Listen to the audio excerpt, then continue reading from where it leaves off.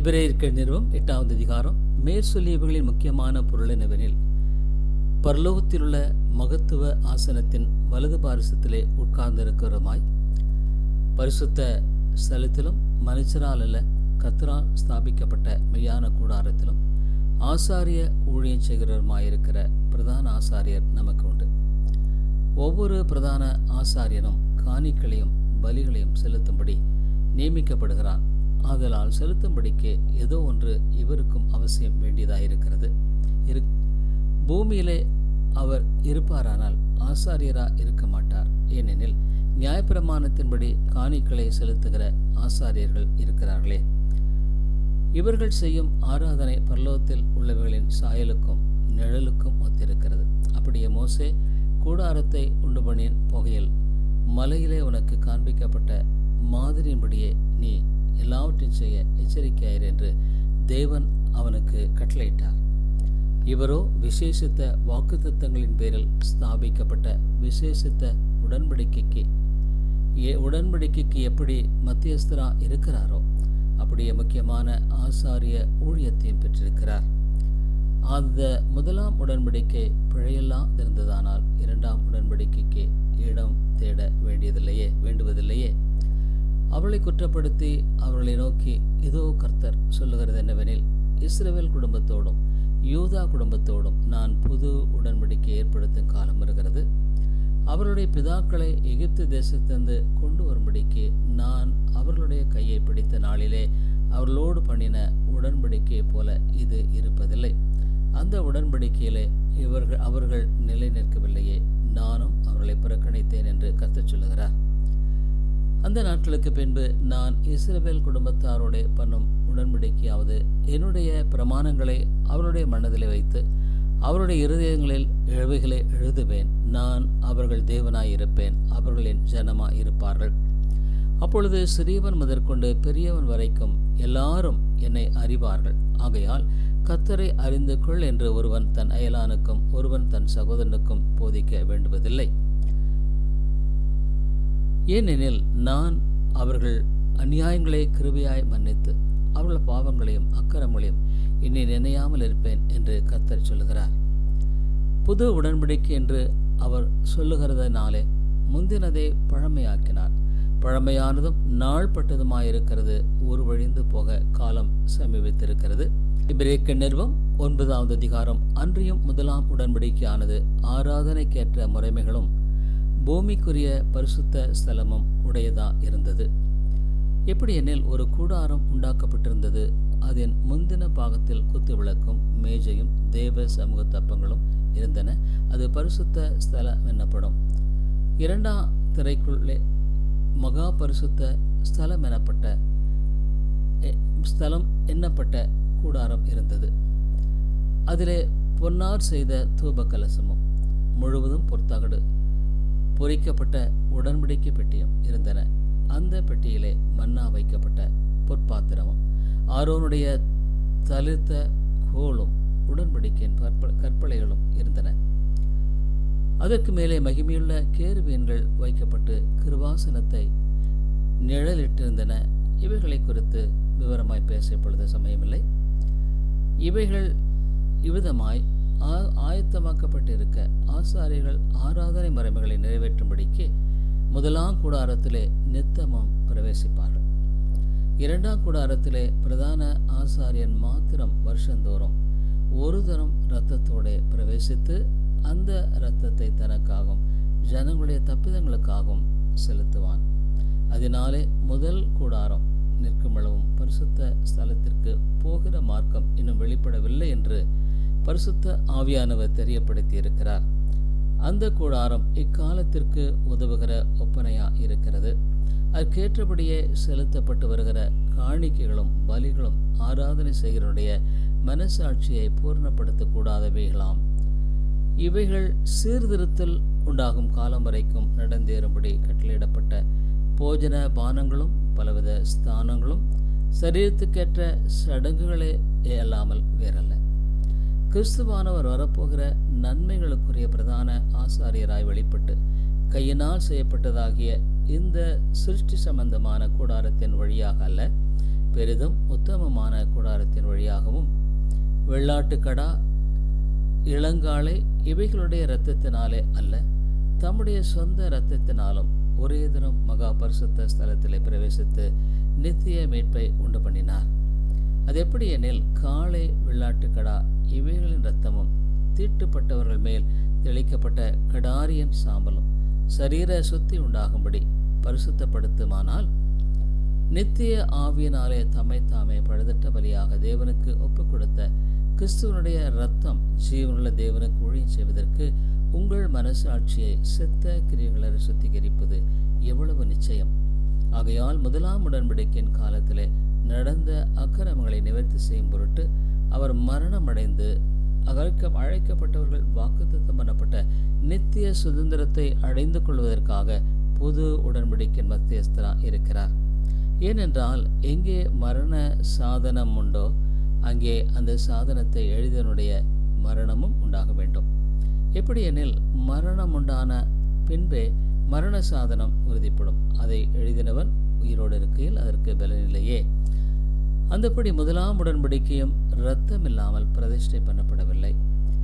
எப்படி எனில், மோசே நியாயப்பிரமாணத்தின்படி சகல ஜனங்களுக்கும் எல்லா கட்டளைகளையும் சொன்ன பின்பு இளங்காளை, வெள்ளாட்டுக்கடா இவைகள் இரத்தத்தை தண்ணீரோடும் சிவப்பான ஆட்டு மயிரோடும் ஈசோப்போடும் கூட எடுத்து புஸ்தகத்தின் மேலும் ஜனங்கள் யார் மேலும் தெளித்து, தேவன் உங்களுக்கு கட்டளையிட்ட உடன்படிக்கையின் இரத்தம் இதுவே என்று சொன்னான். இவ்விதமாக கூடாரத்தின் மேலும் ஆராதனைக்குரிய சகல பனிமுட்டுகளின் மேலும் இரத்தத்தை தெளித்தான். நியாயப்பிரமாணத்தின்படி கொஞ்சம் குறைய எல்லாம் இரத்தத்தினாலே சுத்திகரிக்கப்படும். இரத்த சிந்துதல் இல்லாமல் மன்னிப்பு உண்டாகாது. ஆதலால் பரலோகத்திலுள்ளவைகளுக்கு சாயலானவைகள் இப்படிப்பட்ட பலிகளினாலே சுத்திகரிக்கப்பட வேண்டியதாயிருந்தது.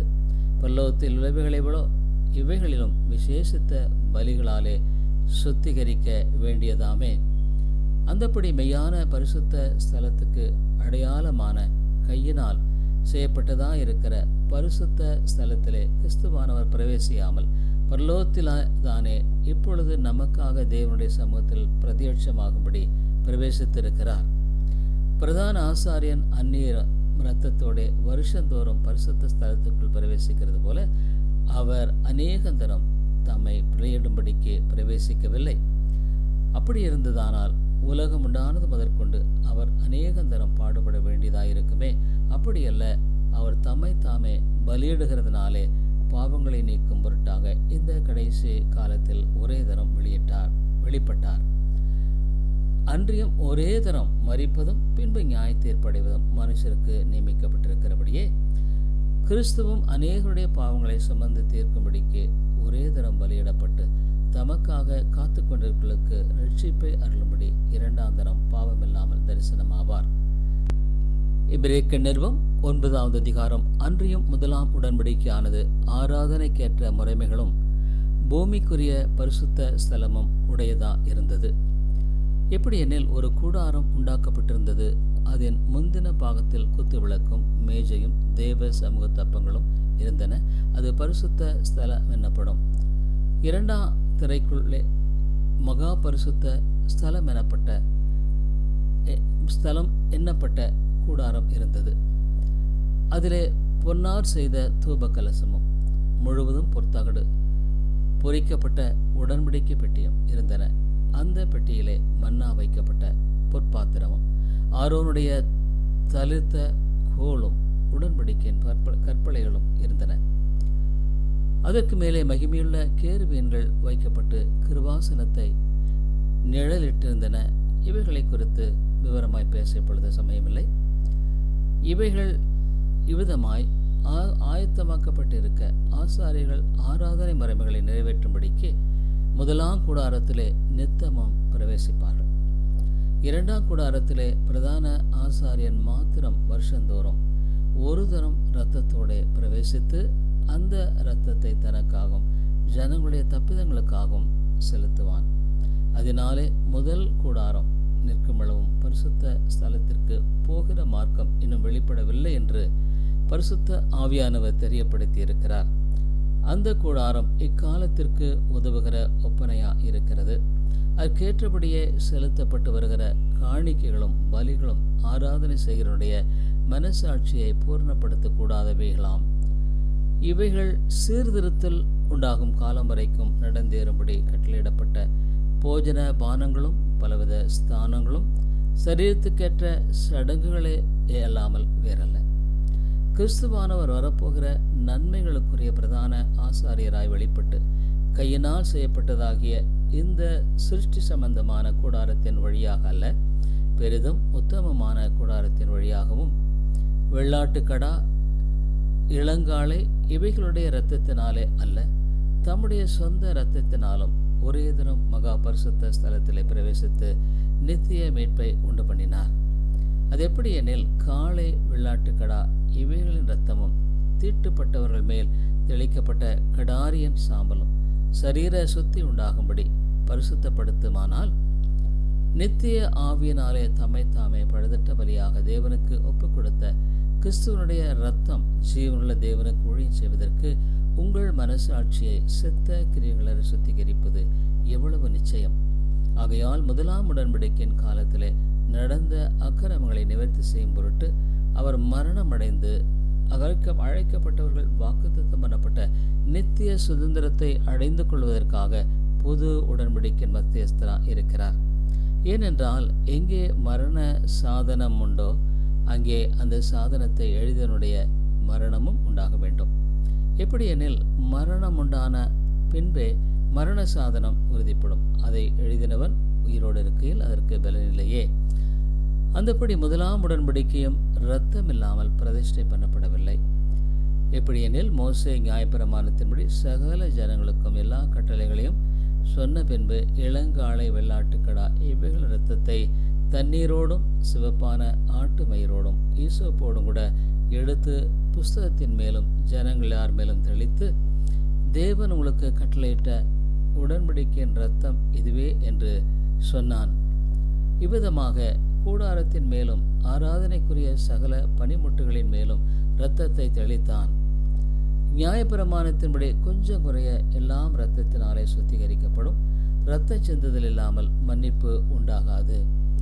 ஆதலால் பரலோகத்திலுள்ளவைகளுக்கு சாயலானவைகள் இப்படிப்பட்ட பலிகளினாலே சுத்திகரிக்கப்பட வேண்டியதாயிருந்தது. பரலோகத்தில் உள்ளவைகளை விட இவைகளிலும் விசேஷித்த பலிகளாலே சுத்திகரிக்க வேண்டியதாமே. அந்தப்படி மெய்யான பரிசுத்த ஸ்தலத்துக்கு அடையாளமான கையினால் செய்யப்பட்டதாக இருக்கிற பரிசுத்த ஸ்தலத்திலே கிறிஸ்துவானவர் பிரவேசியாமல் பரலோகத்தில்தானே இப்பொழுது நமக்காக தேவனுடைய சமூகத்தில் பிரத்யட்சமாகும்படி பிரவேசித்திருக்கிறார். பிரதான ஆசாரியன் அந்நிய இரத்தத்தோட வருஷந்தோறும் பரிசுத்த ஸ்தலத்துக்குள் பிரவேசிக்கிறது போல அவர் அநேகந்தரம் தம்மை பிழையிடும்படிக்கு பிரவேசிக்கவில்லை. அப்படி இருந்ததானால் உலகம் உண்டானது முதற்கொண்டு அவர் அநேகந்தரம் பாடுபட வேண்டியதாயிருக்குமே. அப்படியல்ல, அவர் தம்மை தாமே பலியிடுகிறதுனாலே பாவங்களை நீக்கும் பொருட்டாக இந்த கடைசி காலத்தில் ஒரே தரம் வெளிப்பட்டார்.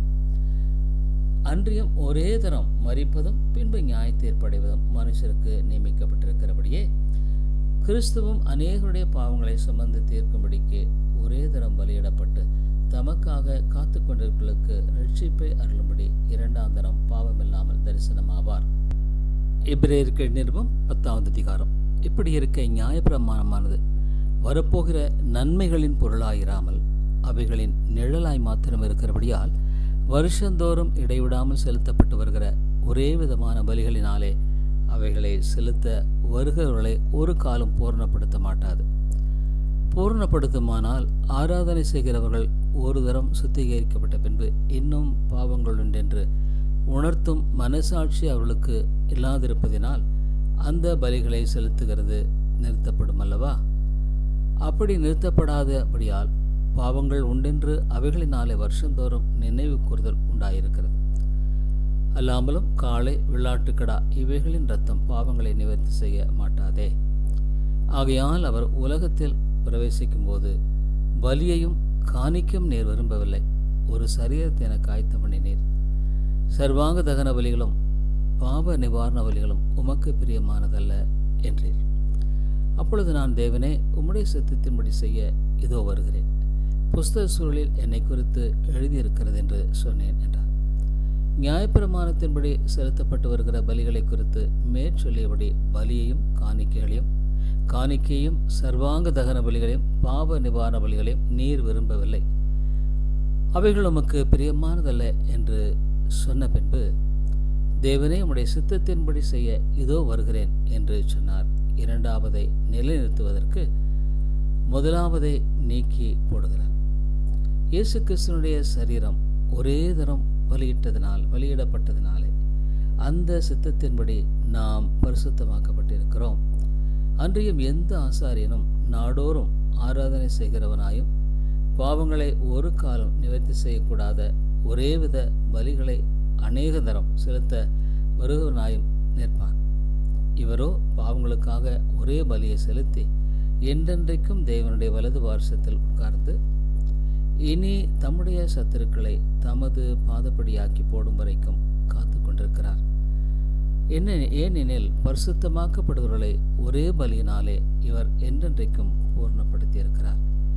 இதை குறித்து பரிசுத்த ஆவியானவரும் நமக்கு சாட்சி சொல்கிறார். எப்படியெனில், அந்த நாட்களுக்கு பின்பு நான் அவர்களோட பண்ணும் உடன்படிக்கையாவது, நான் என்னுடைய பிரமாணங்களை அவருடைய இருதயங்களில் வைத்து அவைகளை அவருடைய மனதில் எழுதுவேன் என்று கர்த்தர் சொல்லுகிறார் என்பதை உரைத்த பின்பு, அவருடைய பாவங்களையும் அவருடைய அக்கிரமங்களையும் இனி நான் நினைப்பதில்லை என்பதை சொல்லுகிறார். இவைகள் மன்னிக்கப்பட்டதுண்டானால் இனி பாவத்தின் நிமித்தம் பலி செலுத்தப்படுவதில்லையே. ஆகையால் சகோதரரே, நாம் பரிசுத்த ஸ்தலத்தில் பிரவேசிப்பதற்கு இயேசுவானவர் தமது மாம்சமாகிய திரையின் வழியாய் புதிதும் ஜீவனுமான மார்க்கத்தை நமக்கு உண்டு பண்ணினபடியால், அந்த மார்க்கத்தின் வழியாய் பிரவேசிப்பதற்கு அவருடைய இரத்தத்தினாலே நமக்கு தைரியம் உண்டாயிருக்கிறபடினாலும், தேவனுடைய வீட்டின் மேல் அதிகாரியான மகா ஆசாரியர் நமக்கு ஒருவர் இருக்கிறபடினாலும், துர்மனசாட்சி நீங்க தெளிக்கப்பட்ட இருதயமுள்ளவர்களாயும் சுத்த ஜலத்தால் கழுவப்பட்ட சரீரமுள்ளவர்களாயும் உண்மையல்ல இருதயத்தோடும் விசுவாசத்தின் பூரண நிச்சயத்தோடும் சேர கடவோம். அல்லாமலும் நம்முடைய நம்பிக்கை அறிக்கிடுகிறதில் அசைவில்லாமல் உறுதியாயிருக்க கடவோம். வாக்குத்தத்தம் பண்ணினவர் உண்மையுள்ளவராயிருக்கிறாரே. மேலும் அன்புக்கும் நற்கிரியலுக்கும் நாம் ஏவப்படும்படி ஒருவரை ஒரு கவனித்து, சபை கூடி வருதலை சிலர் விட்டுவிடுகிறது போல நாமும் விட்டுவிடாமல் ஒருவருக்கு ஒரு புத்தி சொல்ல கடவோம். நாளானது சமீபத்து வருகிறதை எவ்வளவாய் பார்க்கிறீர்களோ அவ்வளவாய் புத்தி சொல்ல வேண்டும். சத்தியத்தை அறியும் அறிவை அடைந்த பின்பு நாம் மனப்பூர்வமாய் பாவம் செய்கிறவர்களாயிருந்தால், பாவங்களை நிமித்தம் செலுத்தத்தக்க வேறொரு பலி இனி இராமல் நியாய தீர்ப்பு வரும் என்று பயத்தோடு எதிர்பார்க்குதலும் விரோதிகளை பட்சிக்கும் கோபாக்கினிமே இருக்கும். மோசேயினுடைய பிரமாணத்தை தள்ளுகிறவன் இரக்கம் பெறாமல் 2-3 சாட்சிகளின் வாக்கினாலே சாகிறானே. தேவனுடைய குமாரனை காலின் கீழ் மிதித்து தன்னை பரிசுத்தம் செய்த உடன்படிக்கையின் இரத்தத்தை அசுத்தம் என்றெண்ணி கிருபையின் ஆவியை நிந்திக்கிறவன் எவ்வளவு கொடிதான ஆக்கினைக்கு பாத்திரவானாய் இருப்பான் என்பதை யோசித்து பாருங்கள். பழிவாங்குதல் எனக்குரியது, நானே பதில் செய்வேன் என்று கர்த்தர் சொல்கிறார் என்றும், கர்த்தர் தம்முடைய ஜனங்களை நியாய தீர்ப்பார் என்றும் சொன்னவர் இன்னார் என்று அறிவோம். ஜீவனுள்ள தேவனுடைய கைகளில் விழுகிறது பயங்கரமா இருக்குமே. முந்தின நாட்களை நினைத்து கொள்ளுங்கள். நீங்கள் பிரகாசமாக்கப்பட்டிருந்த அந்த நாட்களில் உபத்திரவங்களாகிய மிகுந்த போராட்டத்தை சகித்தீர்களே. நிந்தைகளாலும் உபத்திரவங்களாலும் நீங்கள் வேடிக்கையாக்கப்பட்டதும் அல்லாமல் அப்படி நடத்தப்பட்டவர்களுக்கு பங்காளிகளுமானீர்கள். நான் கட்டப்பட்டிருக்கையில் நீங்கள் என்னை குறித்து பரிதவித்ததுமன்றி பரலோகத்தில் அதிக மேன்மையும் நிலையுள்ளதுமான சுதந்திரம் உங்களுக்கு உண்டென்று அறிந்து உங்கள் ஆஸ்திகளையும் சந்தோஷமாய் கொள்ளையிட கொடுத்தீர்கள்.